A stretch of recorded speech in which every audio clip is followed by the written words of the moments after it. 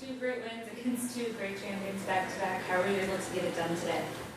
Yeah, it was another really difficult match and a tough matchup to play Vika. She's such a great champion as well, like won all the tournaments, won slams. So I knew I had to be really on my game and I didn't have much time to turn around. So a big focus was just, getting ready for this morning. And yeah, I'm obviously pleased with how I played today and how I stayed really focused.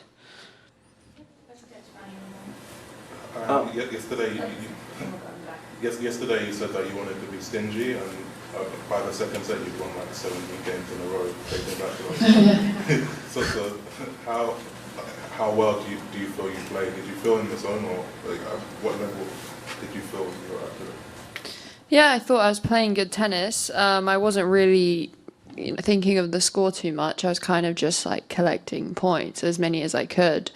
And it worked, and I knew that I had to be really on it, especially in some moments in the second set. Like there was definitely some moments where the momentum could have shifted, and she could have really clawed back that second set. And I'm really pleased with how I stuck through those big games because I could feel that they were very big games. Well, he stole my thunder, so I don't have a question now. Okay. Yeah, Ben, and then we'll go here. What is the sort of fun? I mean, I've never won 17 games in a row against Serena and Azarenka. So can you describe what that feels like to do that in a 24-hour period for those of us who haven't done that? Well, it's always tricky, when things are going too well. When you win too many games in a row, you feel like something could easily just go wrong, and then it's even tougher if you're down from that situation. So I kind of just reminded myself, in the second set especially, you're a set and 4-1 up here, the pressure's on her to kind of get back in, and I just really focused on holding serve, and especially that last service game, because I think that towards the end, she was hitting some really big balls and really, really tough rallies. Yeah, your ground stroke and your serve is looking impressive. You lost 6 games with 2 outstanding tennis players. Where did you find that confidence? I think that it's when you're playing 2 great champions again, you feel like it's just great to share the court with them, and you take whatever lessons, and you just really cherish the opportunity when you're playing, such great players. So I knew I had to be on my game, but I kind of also backed myself in my own game. I think that starting the point is obviously really important against both of them because, they Vika's got incredible returns and Serena is probably the best serve in the game. So, I just had to focus on what I could control, and in the points you can't think about who's on the other end of the court. You just got to play the ball. You talked on the court again about not wanting to be too high or too low. Was there a particular, moment or conversation or whatever that kind of brought you to that conclusion, that that's how you want to kind of conduct yourself? No, I mean, I think I've tried a lot of things, and this year I think some matches, I've lost a lot of matches from leading situations and probably just played too tense, and I think that I just need to swing, and I just said that these 2 tournaments, this tournament especially, I'm just going to swing freely and take that and see what happens. Curious what your sort of match fitness level feels like if you feel like you're playing.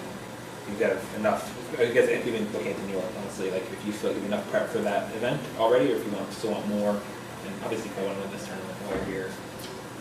Yeah, I don't know. I think for me, every match that I play is a great opportunity to be in that situation. It's more like situational points and how you play certain points that you really want to zone in and make automatic. That comes from playing a lot of matches. But I think, to be fair, every time I get a match, I'm like, yes, this is great. I get to play another one. It's more that rather than, oh yes, I won. It's more, I get another chance to, improve certain areas of my match game. And I think that we'll see how this tournament goes and then decide about next week. You play Pegula next. Just curious what you know about her, given that she's a top 10 player and improved a lot recently. Yeah, she had a great week last week in Toronto, and she's in the top 10. She's playing good tennis for sure, so it's going to be another difficult match for me. And playing here, I think that, you know, the crowd are going to be supporting her, but you know, I experienced that last night with Serena, and I don't think, you know, with Serena it's going to get much more like so I'm prepared for that. I know it's coming, and yeah, I just again got to play the ball. What are the sort of, what does your phone look like after beating Serena? Like, what are the sort of messages that you got? Yeah, a lot of messages, a lot, but I couldn't reply or go through all of them. Yeah, I always feel a bit bad, but yeah, you just gotta, I'm trying to just stay really focused, and that definitely helped. I didn't open many messages last night, this morning, just a few people, and I haven't really looked at my phone. An hour later, like right before I came in, I needed to call my physio, and I just like saw the messages, didn't open them. I was like, you know, I just gotta focus. Something like you'll do maybe when the tournament ends, like whenever your tournament ends, like you'll let yourself soak in that backlog. Yeah, I mean, normally what happens is it just kind of goes to the bottom, and then I forget about the message. But that's never good when that happens. But I think after the tournament, I actually have to, you know, take a step back and be like, look, you just beat like 2 unbelievable champions. Like, it's a pretty good achievement. So you gotta, you know how difficult the wins are to come by, and yeah, I definitely want to soak them in. Outside of tennis tournaments, do you consider yourself a good or bad texter? Someone who gets back to people? I'm an awful texter. Like, I think I'm known for it, to my friends at least. But I feel bad, but I just, you know, like when you get so many messages, it's just tough to reply to all of them. And yeah, it's something that's kind of just happened.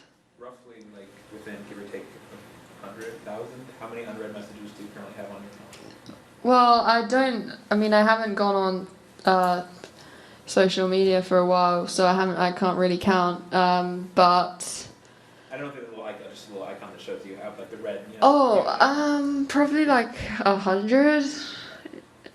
No, like, yeah. I mean, like 78 on iMessage, and then like 80 on WhatsApp or something. Okay.